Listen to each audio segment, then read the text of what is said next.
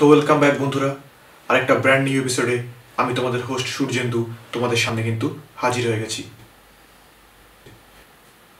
কিছু একটা ঠিক নেই মনে হচ্ছে।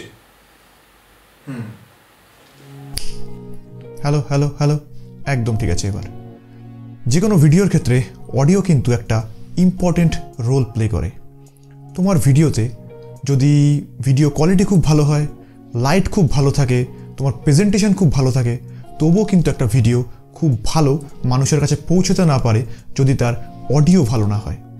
তো অডিওকে কিন্তু বলা হয় মোস্ট ইম্পর্টেন্ট পার্ট একটা ভিডিওর। তো একটা ভিডিওর যদি অডিও খুব ভালো হয় তাহলে কিন্তু অডিয়েন্সের কাছে তা অনেক বেশি গ্রহণযোগ্য হয়।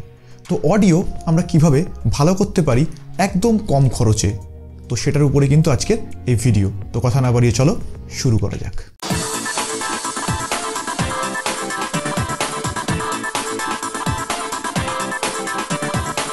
তো অডিও যারা ভালো রেকর্ড করে তাদের জন্য কিন্তু অনেক এক্সপেন্সিভ মাইক তারা ইউজ করে থাকে। বড় বড় ইউটিউবাররা তোমরা দেখেছো অনেক দামি দামি মাইক ইউজ করে। যারা গান করতে ভালোবাসো তারাও কিন্তু অনেকে আমরা দেখি যে দামি দামি মাইক অনেক মানুষ কিন্তু ইউজ করে।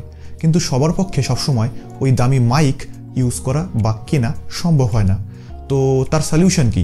তার সলিউশন হচ্ছে আমাদের হাতে থাকা স্মার্টফোনটা। হ্যাঁ, একদম এই স্মার্টফোনটা দিয়েই আমরা অসাধারণ প্রফেশনাল লেভেলের রেকর্ডিং কিন্তু ঘরে বসেই করতে পারি।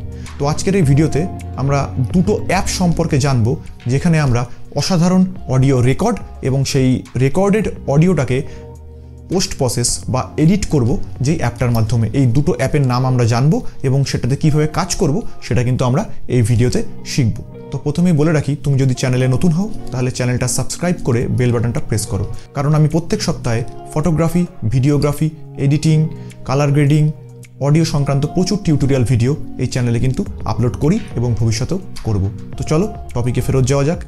তো যেই অ্যাপের মাধ্যমে আমরা আমাদের অডিওটা রেকর্ড করব সেই অ্যাপটার নাম হচ্ছে recforge 2। তোমরা প্লে স্টোর বা অ্যাপ স্টোরে গিয়ে কিন্তু এই অ্যাপটা ডাউনলোড করতে পারো। তো এটা ইনস্টল করে নেওয়ার পরে আমরা যেটা করব সেটা আমরা দেখে নিই চলো। তো প্রথমে অ্যাপটা ওপেন করে নেব। তো অ্যাপটা আমরা খুলে নেব এবং রেড কালারের যে আইকনটা রয়েছে ওটা প্রেস করলে কিন্তু রেকর্ড শুরু হয়ে যাবে। নিচের দিকে যেটা দেখতে পাচ্ছি এটা কিন্তু গেইন কন্ট্রোল করে। এটা ইনক্রিজ করলে আশেপাশের নয়েজটা বেশি ক্যাচ করে, আর কমালে রেকর্ডিংয়ে কিন্তু এফেক্ট আসতে পারে। যা আছে তাতে রাখাই বেটার। আশেপাশে খুব বেশি নয়েজ থাকলে এটা কমিয়ে ফোনটা মুখের কাছে এনেও আস্তে কথা বলে কিন্তু রেকর্ড করলে ভালো রেজাল্ট পাওয়া যাবে। তো চলো রেকর্ড শুরু করি। তো রেকর্ডটা শুনে নিয়ে যদি মনে হয় ঠিক আছে তো আমরা সেভ করে নিতে পারি। তো যা খুশি নাম দিয়ে আমরা সেভ করে নেব নিজেদের রেকর্ডিংটা। তো সেভ করা হয়ে গেল। তো এবার যে সেভ করা হয়ে গেল এই ফাইলটাকে আমরা নিয়ে যাব আরেকটা অ্যাপ্লিকেশানে, যেটার মাধ্যমে আমরা এই অডিওটাকে এডিট করব। ঠিক আছে? তো যে অ্যাপটা আমরা ইউজ করব এই এডিটের জন্য অডিওটাকে, সেই অ্যাপটার নাম কিন্তু লেক্সিস অডিও এডিটার। তো তোমরা এটা প্লে স্টোরে, অ্যাপ স্টোরে দু জায়গাতেই পেয়ে যাবে।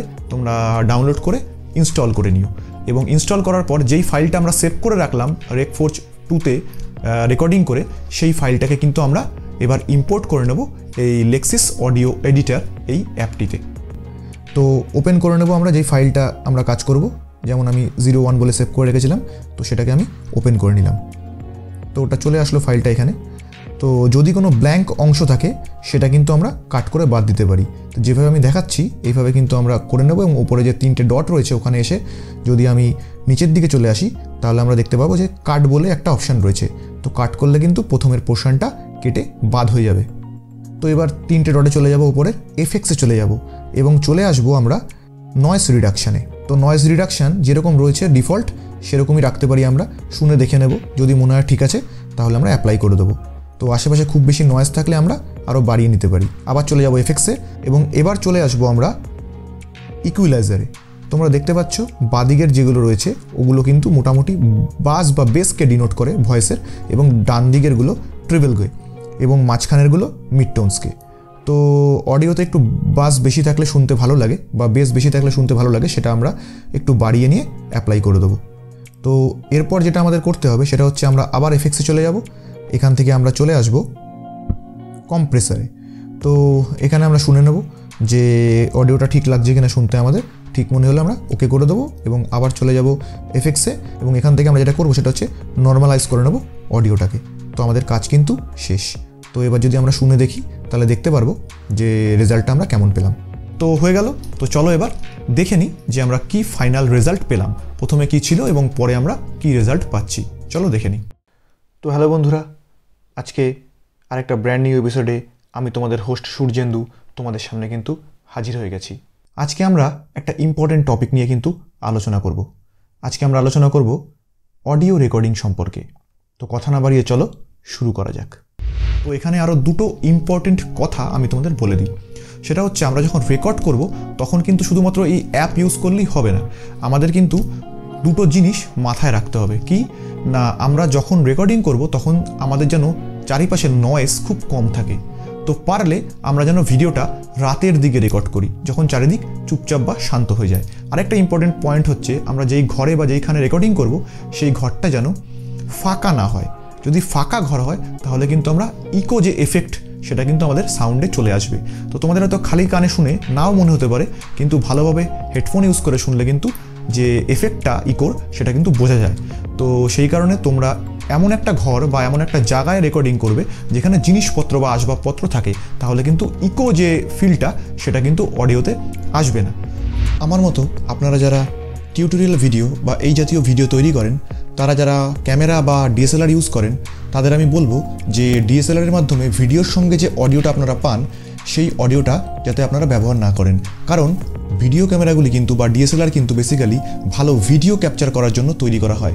সেখানে অডিও রেকর্ড হলেও তার কোয়ালিটি কিন্তু খুব একটা ভালো হয় না। তো সেই জন্য কিন্তু আপনারা কিছু ল্যাভেলিয়ার মাইক্রোফোন কম দামের কিনে নিতে পারেন এবং সেটাকে মোবাইলে কানেক্ট করে রেকর্ডিং করতে পারেন আপনার অডিওটা আলাদাভাবে, এবং তারপরে কিন্তু সেটাকে ভিডিওর সঙ্গে সিঙ্ক করে নিতে পারেন। তো কিছু কম বাজেটের ল্যাভেলিয়ার ভালো মাইক্রোফোনের লিঙ্ক কিন্তু আমি ডেসক্রিপশান বক্সে দিয়ে দিচ্ছি, চাইলে তোমরা সেখান থেকে কিনতে পারো। তো বুঝতে পেরে গেলাম আমরা যে ঘরে বসেই মোবাইল ফোন ব্যবহার করে কিভাবে আমরা ভালো কোয়ালিটির রেকর্ডিং করতে পারি কম খরচাতেই, মানে জাস্ট মোবাইলটা ব্যবহার করি।